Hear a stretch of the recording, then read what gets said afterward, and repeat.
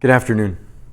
I can remember when I was younger going over to my grandma's house, and when I'd get there, coming into the kitchen, that's where the front door went right into, come into the kitchen, and the first thing that you see is this bowl with a towel over it right there by the window.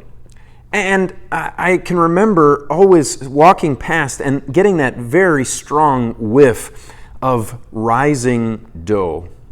My grandma had to explain that underneath that towel, and you couldn't lift it up, underneath the towel was the yeast, the dough.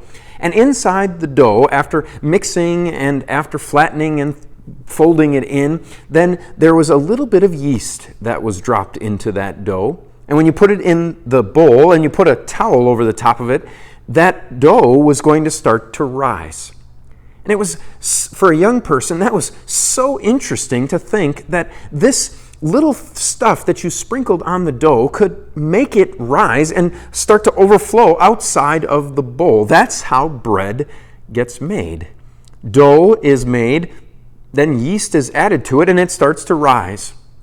And when you realize what's going on, and when you think about that, it's really truly amazing to think about. But it doesn't have to be a lot of yeast. A little bit of yeast goes a long way into making something rise, and it works its way throughout the entire batch of dough. And you think about it, that's the way it is with sin too. That we sin, and sometimes we look at the things that we do, the way in which we tell lies, or the way in which we hurt other people, we say, but it's not that big of a deal. It was just a little bit. It was just a little lie. The problem with that is a little sin goes a long way, and it works its way through all of our lives, through us entirely. That's what God was addressing through the Apostle Paul, writing to the Galatians chapter 5, verse 9. A little yeast works through the whole batch. He's talking about yeast, but he's really talking about sin, and how just a little bit of sin is going to impact each person greatly, because God doesn't have anything to do with sin. So a little bit of sin already makes us judged before God, judged as guilty. And what's the answer? Well, the answer to that little bit of yeast, that sin that works its way through our lives, the answer is Jesus Christ.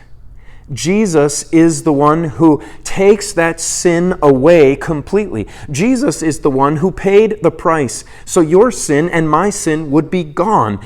Jesus is the one who lifts that burden of sin off of us, takes it away, pulls it out of our lives so that it wasn't even there. That's the way God sees you. He doesn't see you as mostly a believer and then with a little bit of sin. He sees you as someone who is completely pure and without sin because God sees you in Jesus. That's what you're looking for. Not to just downplay the sin, but to get rid of it completely. And that's what Jesus can do. Until we see each other again, the Lord's blessings on your day.